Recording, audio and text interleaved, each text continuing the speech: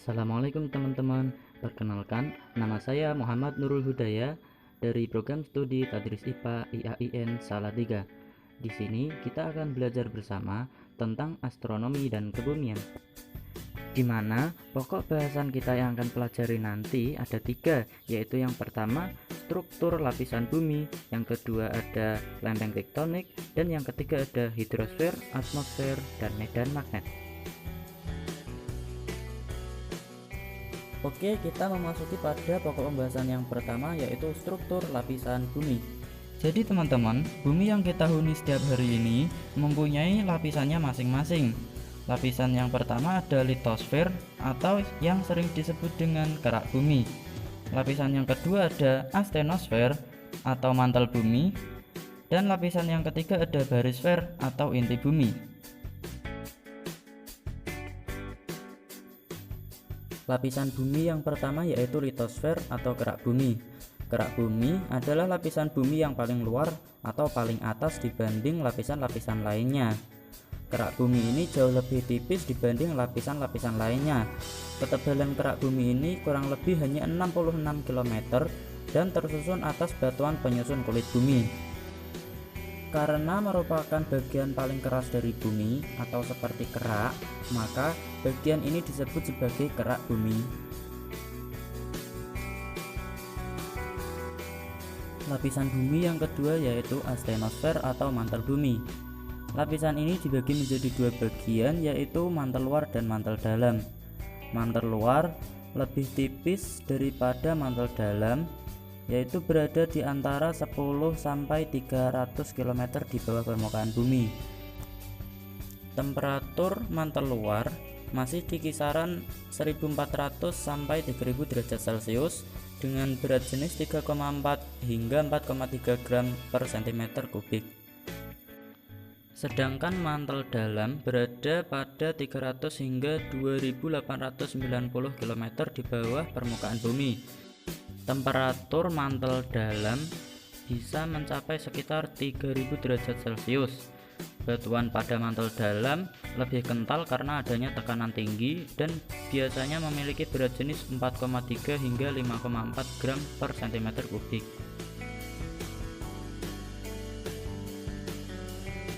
Lapisan bumi yang ketiga yaitu barisfer atau inti bumi. Barisfer berada di sekitar 2900 km di bawah permukaan bumi. Lapisan inti bumi dapat pula dibedakan atas 2 bagian, yaitu inti luar dan inti dalam. Inti luar merupakan bagian inti bumi yang di sebelah luar atau sekitar 2890 sampai 5150 km di bawah permukaan bumi. Ketebalan lapisan ini sekitar 2200 km dan tersusun atas besi, sedikit nikel, dan 10% sulfur dan oksigen. Material penyusun inti luar bersifat cair, kental, dan panas yang berpijar dengan suhu sekitar 3900 hingga 5000 derajat Celcius dengan berat jenis 10-12 gram per cm kubik. Sedangkan inti dalam adalah inti bumi yang ada di bagian lapisan dalam atau sekitar 5950 hingga 6370 km di bawah permukaan bumi. Ketebalan bagian inti dalam sekitar 1250 hingga 2500 km. Inti dalam tersusun dari besi, nikel, dan unsur ringan seperti sulfur, karbon, dan oksigen. Suhu pada inti dalam sangatlah tinggi, yakni mencapai 4800 hingga 6000 derajat Celcius. Meski suhunya tinggi, inti dalam bumi ini tetap dalam keadaan padat karena tekanannya yang sangat tinggi, yakni dengan densitas sekitar 10 gram per cm. Berat jenis inti dalam sekitar 15 gram per cm kubik. Oke, kita memasuki pada materi inti kita yang kedua, yaitu lempeng tektonik. Lempeng tektonik adalah bagian kerak bumi yang di bawahnya disokong oleh magma. Lempeng ini berada di wilayah dasar gunung api.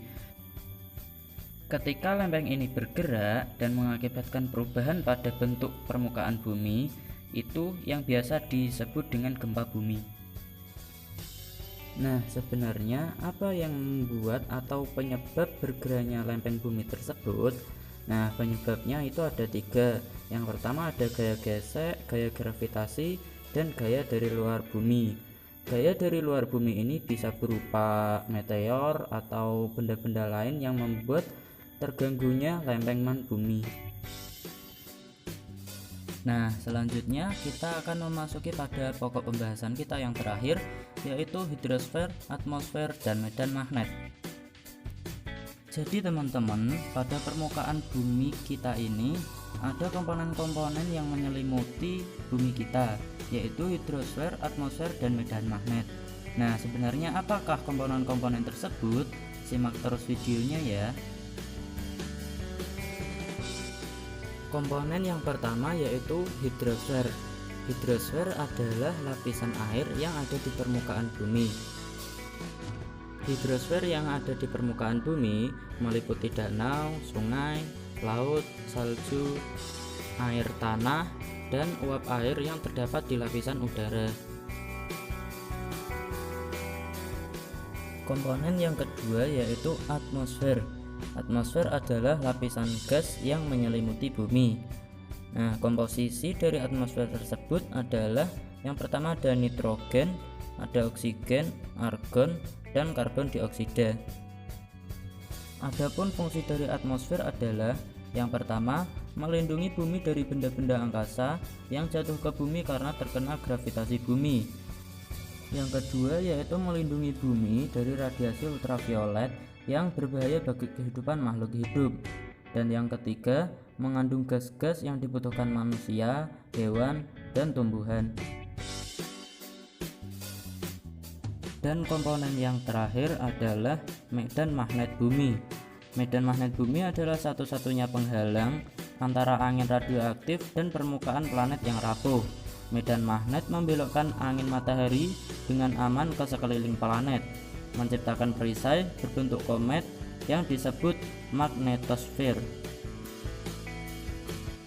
Mungkin itu saja yang bisa saya sampaikan ya teman-teman. Semoga bermanfaat. Banyak kekurangan saya mohon maaf yang sebesar-besarnya. Wassalamualaikum warahmatullahi wabarakatuh.